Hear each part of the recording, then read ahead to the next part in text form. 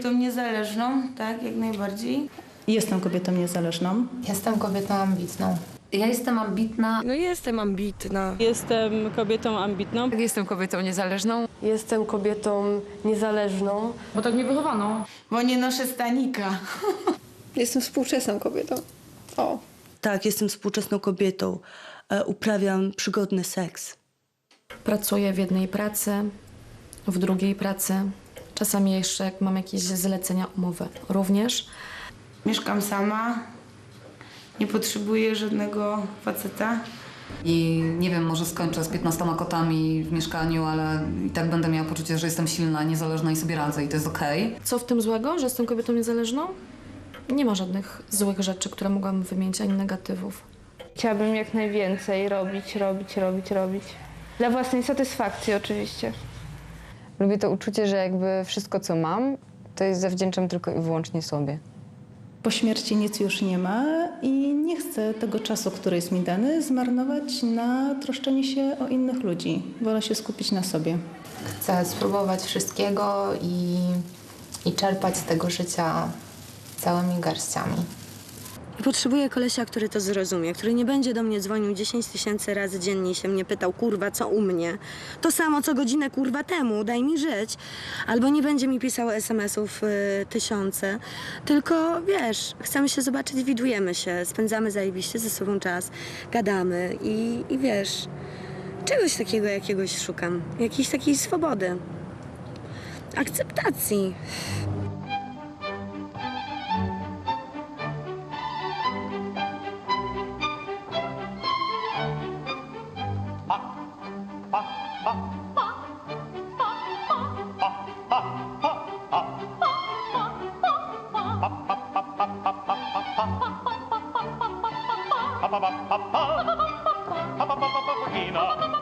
Bist du mir nun ganz ergeben? Nun so sei mein liebes Weibchen. Nun so sei mein Herzenstäubchen. Mein liebes Weibchen, mein Herzenstäubchen. Welche Freude wir... Termin książę na białym koniu jest mi bardzo dobrze znany. Wszystkie poradniki dla kobiety o nich piszą. No to jest ten jedyny wymarzony, ten książę. A z racji, że książę, to pewnie bogaty. Stać go na konia, na utrzymanie. Kurwa w zbroi. Wypucowany, piękny, elegancki, zadbany, no. Nie chcę żadnego pitusia w ogóle na jakimś białym koniu. Facet musi trochę być ubrudzony, trochę taki, a nie jakiś siedzieć na koniu. Białym jeszcze. Więc szukam, tak. Może nie na białym, ale na koniu. Dużym koniu.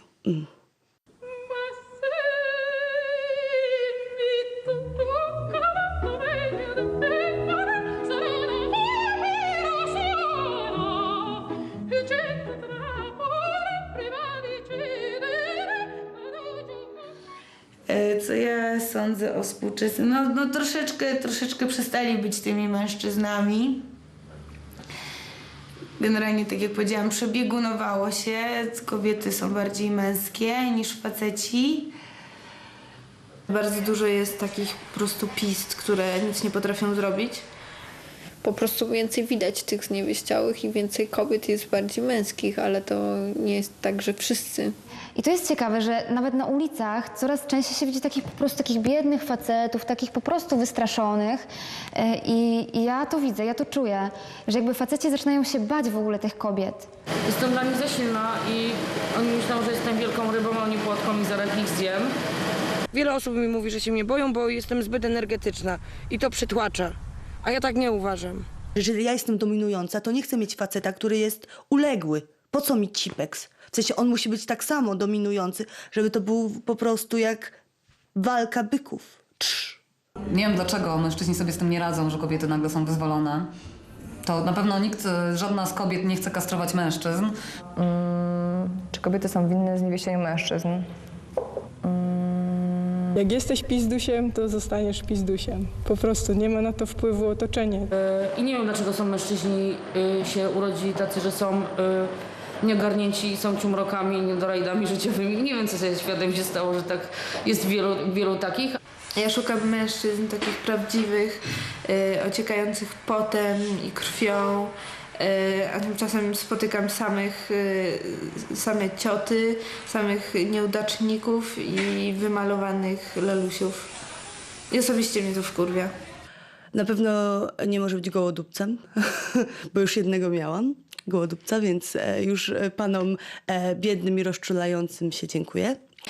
Nie chodzi o to, że facet ma zarabiać, ale przynajmniej, żeby chciał cokolwiek robić, a nie tylko patrzał na to, że okej, ja ogarniam, a on sobie może teraz kurwa mieć depresję przez 2 lata, nie? Czy ja muszę powiedzieć, że ja nie znam zbyt wielu takich cipkowatych facetów, naprawdę. Może dlatego, że czas spędzam głównie w Bieszczadach, tam takich facetów nie ma. Dlatego wszystkim moim koleżankom polecam wyjazd tam w kwestii polowania na męża.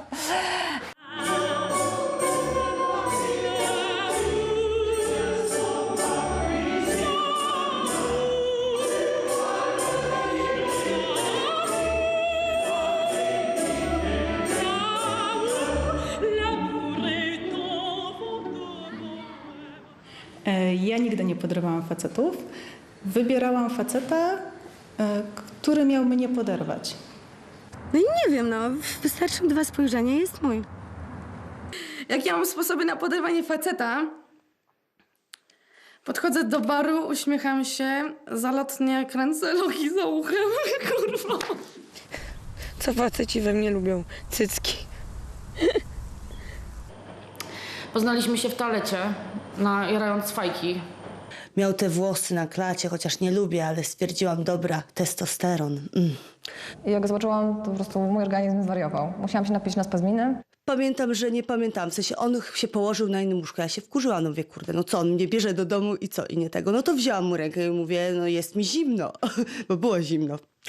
No i później wybraliśmy się na kawę i powiedziałam przy jego kolegach, że tu jest kałuża, ja nie wyjdę z auta, bo tu jest kałuża i ma położyć swoją bluzę, żebym po niej przeszła. To było dla żartów. A on powiedział, przy kolegach przypowiedział, że się na tą kałużę położy. I mnie kupił, czajcie, takim hasłem, jestem jego.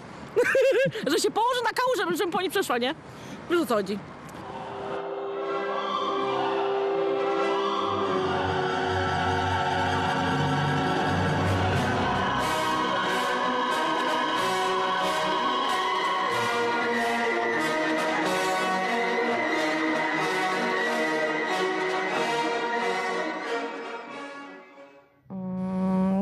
Nie robię tak, zawsze mówię prosto, nie mówię naokoło.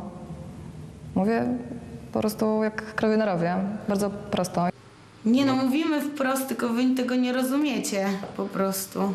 Jestem przekonana, że mówię tak prosto, że jak powiem jeszcze prościej, to już będzie poniżej godności faceta, do którego się zwracam. A potem się okazuje, że on mimo wszystko nie bardzo zrozumiał, co do niego mówię. Prosto komunikuję swoje uczucia i obawy, a druga osoba totalnie inaczej to interpretowała. Mam koleżankę, która kiedy potrzebuje, żeby mąż jej pomógł sprzątnąć ze stołu, to mówi: teraz sprzątniesz ze stołu, dobrze? Nie chcę dosadnie mówić tego, co myślę. Dlatego używam metafor i pragnę, żeby druga osoba, szczególnie facet, się do tego domyśliła. Na przykład, gdy facet nie mówi mi komplementów na co dzień i mi to przeszkadza, to ja próbuję mu pokazać, żeby mi te komplementy prawił, na przykład pokazując mu SMS-a od znajomego. Zobacz, jak napisał mi fajnie, że wczoraj wyglądałam ładnie, albo nie wiem, że jestem taka cudowna i zabawna. Ale nie powiem mu wprost, czy mógłbyś mi codziennie prawić komplement? Tak jeden dziennie byłoby mi miło. Czy to już będzie dla mnie jakkolwiek satysfakcjonujące? No nie. Tak, jeżeli mówię, że o nic nie chodzi, to nie znaczy, że o nic nie chodzi, tylko nie chcę o tym mówić. Tak? Tu i teraz nie mam ochoty powiedzieć, o co mi chodzi. Domyśl się albo spierdalaj. Jeżeli powiesz mi, że aha, no to jak o nic nie chodzi, no to odezwę się później, no to wtedy wiadomo, że mu nie zależy, w sensie, że się nie stara. No to skoro mnie nie rozumie, no to niech spada. Proste i logiczne. Kiedy mówię, nie dotykaj mnie i nie przytulaj mnie, to właśnie wtedy masz podejść i mnie przytulić bardzo mocno. I nawet jak się będę wyrywać, to po prostu nie dać mi się wyrwać. To jest bardzo proste, bo gdybym ci powiedziała wynieś te śmieci, bo mi na tym zależy i chcę to zrobić, to bym ci jakby podała na tacę rozwiązanie problemu, a ja bardzo bym chciała, żebyś sam wpadł na to, że pewne rzeczy trzeba zrobić. A skoro nie robi, to znaczy, że mu nie zależy. A jeżeli nie, jeżeli jest inaczej, to znaczy, że nie kocha. Kobiety po prostu myślą inaczej emocjonalnie, myślą w ogóle, wiesz, wolą odczuwać ten świat niż na niego patrzeć. Faceci, wiesz, wystarczy im pilot, piwo, wędka i oni żyją sobie, nie? A my naturalnie mamy obowiązek pamiętać, czy dziecko nie jest głodne. Że oni jak coś pomyślą, to po prostu zrobią. I jak chcą coś zrobić, to zrobią. A kobieta się będzie zastanawiać 10 razy, czy to zrobić, czy wypada, czy on sobie czegoś nie pomyśli. Zatrzyma się, zastanowi, wróci po coś, zapyta, a może tak, a może jednak, i czy dobrze, i czy źle. Ale czy to jest wkurzające, to nie wiem. Ja myślę, że to takie radosne i dynamiczne. Cały czas kobieta jakby uatrakcyjnia jego życie, bo przecież tyle się nie dzieje i ona tyle rozmyśla i tak dalej. Powiem coś, a potem powiem coś innego. Znaczy przecząco. Czy przeczę samej sobie? Nigdy. Nie przeczyłam samej sobie. Jeżeli coś powiem, to tak zazwyczaj jest. Zawsze tak jest. Staram się bynajmniej, żeby tak było. Nie, no turbo, nie przeczę samej sobie. Trzeba być konsekwentnym w swoich wyborach. Ja czasami widzę, że sobie przeczę, ale nie dlatego, że tego nie ogarniam, tylko dlatego, że zmieniam zdanie. Przeczę czasami sobie, a później zaprzeczam temu przeczeniu i się pukam w głowę, że nie, że już nie przeczę sobie i że jednak miałam rację. Oczywiście, że jesteśmy zmienne. No, nie będę tutaj już mówiła o fazach księżyca, no bo to jest chyba naturalne. Jak ci mam wytłumaczyć, jak od wewnątrz nagle ci się chce coś, a później innego coś? To od wewnątrz to wychodzi, a nie, że ty sobie planujesz w mózgu, a poszukam to, zrobię problem taki i powiem, że krzywo tam coś wisi.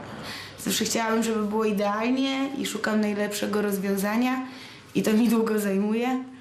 I jakąkolwiek byśmy decyzję nie podjęły, to i tak zastanawiamy się, co by było gdyby. Ja w ogóle mam tendencję do projektowania wszelakiej przyszłości. W sensie, że ja sobie wymyślę, jak będzie wyglądał dzisiejszy wieczór, albo dzisiejszy dzień, albo spotkanie, a oczywiście wychodzi zupełnie inaczej. I oczywiście są wściekłe. Oczywiście bardzo często kobiety są wściekłe, że kurde, nie poszło po mojej myśli. Ale to dopiero później, tak? W sensie, kiedy to projektujesz, no to jesteś szczęśliwa, bo jestem szczęśliwa, dlatego że wydaje mi się, że jest tak, jak sobie wyobrażam. On pyta o coś. Ja oczywiście nie wiem, czy nie wyjdziemy do kina, czy do teatru. Ja oczywiście jestem taka niedostępna, bo niezależność jest zawsze fajniejsza i bardziej pociągająca niż zależność, więc ja oczywiście mówię, że jeszcze nie wiem, że nie mam planów, ale mimo wszystko już oczywiście widzę oczami wyobraźni, że my tutaj w tym kinie razem za ręce, nie wiadomo co, teatr, jak się ubiorę, mam już po prostu makijaż wybrany w tym momencie, buty, idę, kupuję jakąś nową torebkę, no ale tutaj... No nagle się okazuje, że ja przecież nawet nie powiedziałam, czy mam czas, czy nie mam, nie? No i kłótnia. No oczywiście, że tak, oczywiście, że tak. I pretensje, jak on mógł się nie domyślić, nie?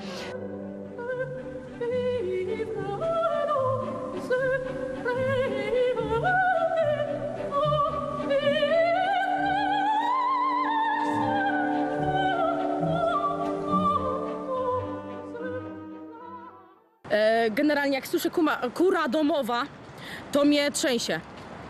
Trzęsie mnie. Jeżeli facet oczekuje, żebym prała, gotowała, sprzątała i jeszcze jakoś tam wyglądała, to może trochę za dużo, nie? Nie chcę być kurą domową, ponieważ nie mam takiego charakteru. Nie zajmuję się domem. Po prostu nie mieszkam. Chciałabym być kurą domową, ale nie mam domu. Nawet tak jak nienawidzę gotować, to coś gotowałam, chociaż to było przypalone, przesolone, ale się starałam, tak? Ja chcę być kurą domową, ale nie jestem, bo nie mam motywacji, nie mam tego mężczyzny, który by przycisnął mnie tak do gleby i mówi sprzątaj, a ja tak posprzątam ci. Gorsze czynności i bardziej wymagające pracy fizycznej, do szorowania wanny, co? Kawał faceta z ciebie umyjesz, przy okazji tam kibel, nie? No, a ja mu się też odwdzięczam w dobry sposób, prawda? Jestem feministką i uważam, że feminizm wymyślili mężczyźni po to, żeby sypiać z wieloma kobietami. Nie jestem feministką. Dlaczego? Bo tak. Nie jestem żadna kurwa feministka, tak jak już powiedziałam. Jestem w pełnej krasie w ogóle kobietą. Dla mnie feminizm to gloryfikacja kobiecości. Ja uwielbiam to, że jestem kobietą i uważam, że nic lepszego w życiu nie mogło mnie spotkać. Feministka to kobieta, która właśnie nie lubi facetów, nie dzierży, nie znosi w ogóle. Przecież to są lesby, to są kobiety, które są nastawione na nie, tak? Cały czas. Po co im jest facet potrzebny? Do niczego. Kiedyś marzeniem kobiety było znaleźć sobie męża, urodzić dzieci, prowadzić dom. Teraz kobiety chcą się realizować zawodowo, to też trwa, tak? My dopiero po 30 gdzieś tam zaczynamy myśleć o tym, czy będziemy szukać męża, czy gdzie go szukać, czy rodzić dzieci. Nie mam ochoty być w ciąży, nie mam ochoty tych dzieci rodzić, a potem poświęcać 20 lat życia na utrzymywanie ich, wychowywanie. Bo jestem dzieckiem po prostu nieodpowiedzialna. Ja nie mam na nic czasu, ja nie mam systemu żadnego, po prostu żyję sobie tak na wariackich papierach. I nie wyobrażam sobie teraz mieć dziecka i poświęcić się komuś, bo ja się muszę na sobie skupić po prostu na ten moment. Nie, w ogóle sobie nie wyobrażam tego. Nie. Za duży problem. Nie jestem matką Polką i nie będę. Siaty, wózek, krzyczący dzieciak, facet. Ja już tego nie mogę wytrzymać. Normalnie, dziewczyny, ogarnijcie się. Idziesz na ten plac zabaw, jest zajebiście, dzieci się bawią, a te wszystkie przetłuszczone włosy, jakieś kurwa, nie wiem, brudne, jakieś zmęczone, wiecznie narzekają. Czy twój mąż to też w ogóle tak późno wraca? Bo my też mamy 2 dzieci, widzę, w tym samym wieku. Wiesz, no, sobie myślę, dziewczyno, po prostu zacznij żyć, nie? To nie jest tak, że ty masz dzieci i jest koniec świata. Te dzieci też chcą mieć mamę, a nie jakąś zjawę. Więc wiesz, jestem matką Polką, bierzcie ze mnie przykład, dziewczyny. Macierzyństwo jest zajebistą sprawą.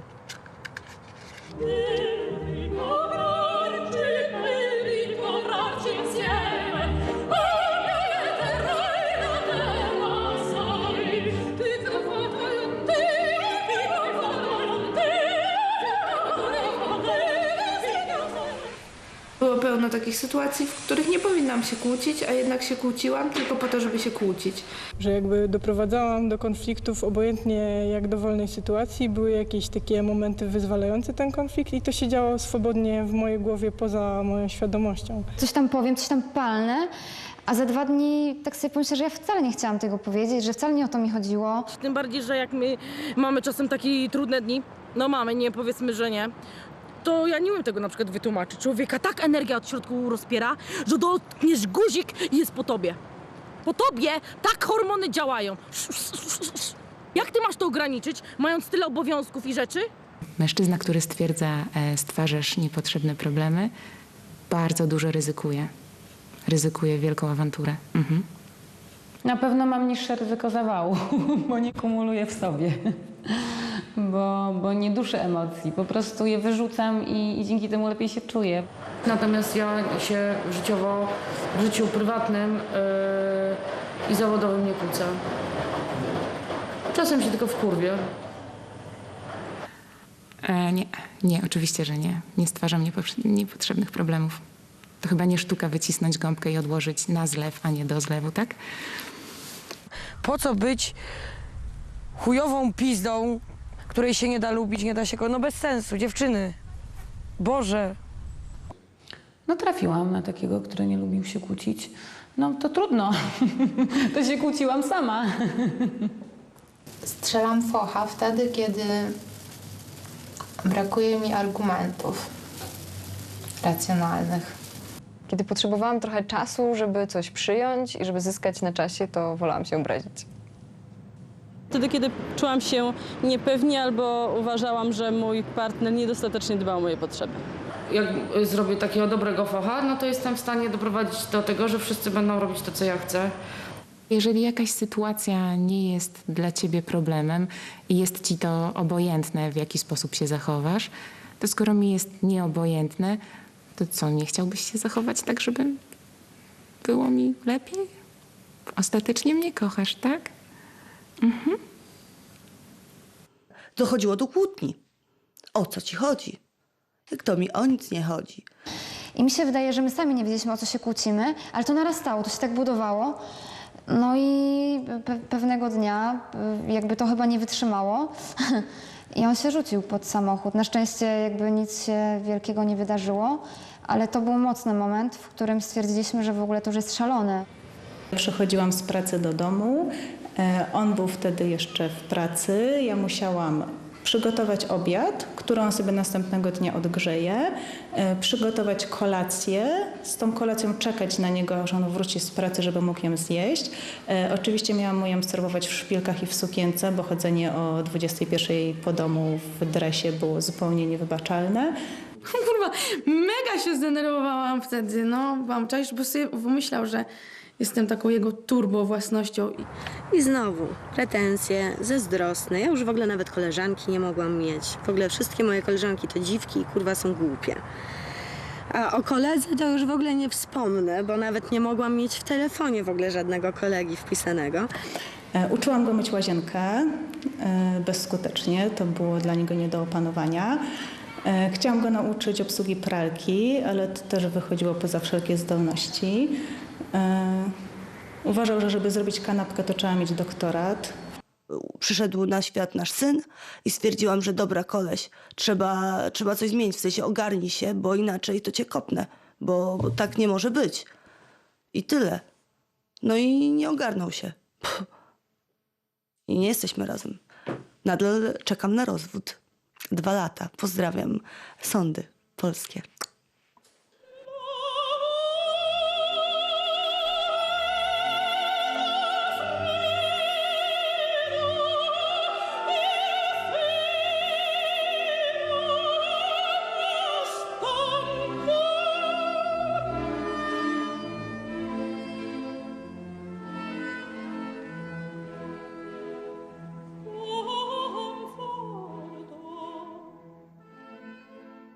Dlaczego moje związki się nie udawały, się kończyły, się rozpadały?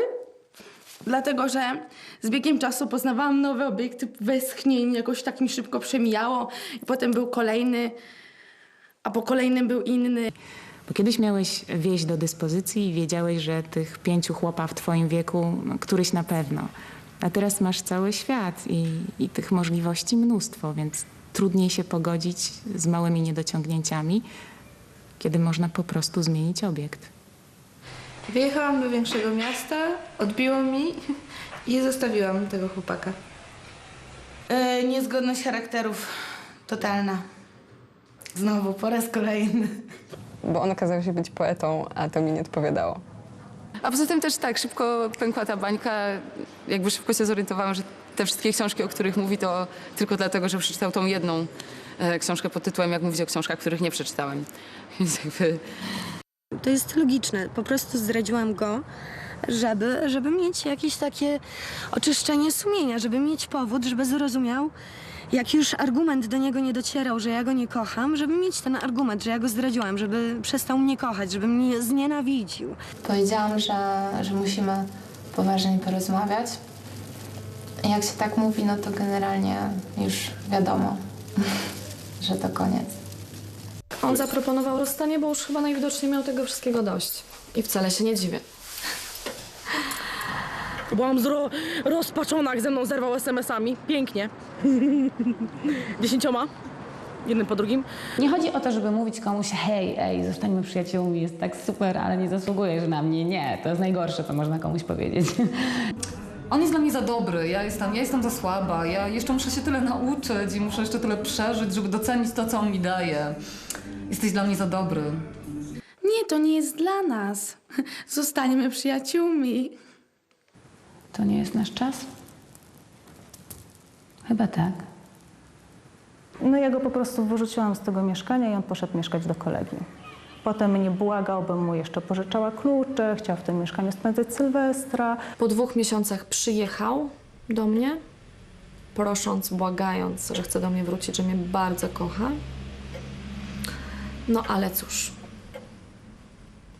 Nie jadłam, byłam w rozpaczy totalnej. Zabił mnie, po prostu zabił. Potem się ratowałam oglądając... Jezu, ja chyba obejrzałam wszystkie komedie romantyczne i wszystkie filmy taneczne, jakie można. Naprawdę, po 1000 razy. I to niby dołuje, ale jak się wypłaczę na takim filmie, to jest lepiej na parę godzin, aż do następnego filmu. Średnio dziennie oglądam 5 filmów romantycznych. A na Titanicu płaczę od momentu uderzenia w górę lodową.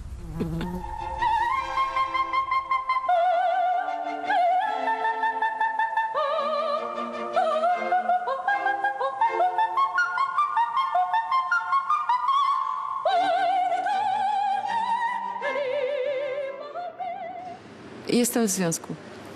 Mam chłopaka. Jestem mężatką od 6 lat. Aktualnie jestem w związku. Jestem w związku partnerskim. To konkubinat. Może uznajmy, że w Katowicach mam chłopaka, ale jak jadę do Warszawy, to go już nie mam, nie? Ja staram się być fair. Więc żeby być fair, nie jestem z nikim na stałe i jestem fair. Nie jestem w związku. Wolna z wyboru. Jestem wolna i nie cierpię z tego powodu. Singielka. Jestem singielką. 0, 0, samotna. Jestem szczęśliwa, będąc singielką. Nie uważam, żeby mężczyzna był niezbędny do szczęścia. W sumie można powiedzieć, że jestem w otwartym związku.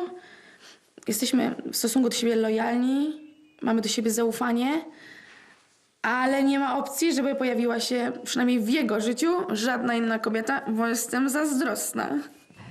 Jestem wolna, z nikim się nie spotykam. Czy chciałabym to zmienić? Nie, no ja w sumie to bym chciała mieć mężczyznę. No, takiego prawdziwego mężczyznę, chłopa z Wiertaro. No, żebym nie była sama tak. Samotność jest straszna. A związek jest bardzo czasochłonny i trzeba dużo oddawać od siebie. A ja nie mam na to czasu. Mam rozpoczynać związek, gdzie za 2 miesiące stwierdzę, że wyjadę i przepraszam, sorry, no.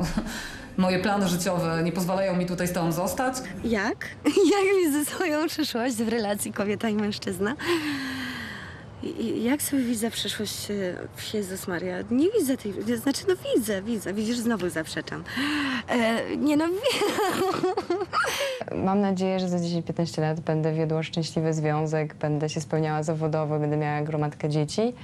Aczkolwiek obawiam się, że będę sfrustrowaną pracocholiczką po rozwodzie, nie wiem, z dzieckiem, z problemami w szkole. No jeżeli będę mogła się poświęcić tej rodzinie, bo nie będę musiała napierdalać, bo facet ogarnie to wszystko, to wtedy raczej bym się chciała poświęcić rodzinie. Nie wiem tak naprawdę, w ogóle nie rozmyślam. Będzie co będzie po prostu, będzie co będzie. W sensie, co ma być, to będzie. Miłość znajdę wszędzie. I chciałabym naprawdę przeżyć takie pierdolnięcie na maksa i żeby trwało do końca. No i chciałabym, żebyśmy mieszkali w słonecznej Italii. I żebym była ekscentrycznie ubraną starszą panią. Za 10 lat chciałabym być grubą, szczęśliwą, kochaną przez swoją rodzinę kobietą. będę miała sobie ten domek na wsi, będę miała sobie w ogóle te kury, w ogóle będę miała swój ogród. Przyjść do domu, przywitać się, dzień dobry kochanie, jak ci minął dzień. Zjeść wspólnie kolację, zasnąć. Ja bym go tak smyrała całą noc, jemu tak było dobrze, później bym rano wstawała, znowu bym go i kocham się całować i byśmy się tak całowali cały czas. Bożeż temu, wiecie jak mi tego brakuje? Po prostu będę z tym kimś, którego szukałam całe życie, którego wszyscy szukamy. I to będzie to. I będziemy sobie razem szli. Będzie fajnie.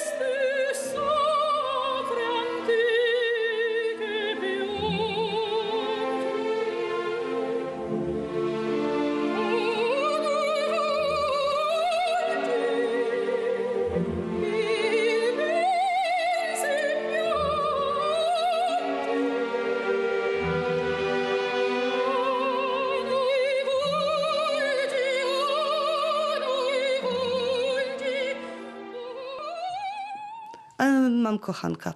Może będzie coś, może będzie ciąg dalszy historii.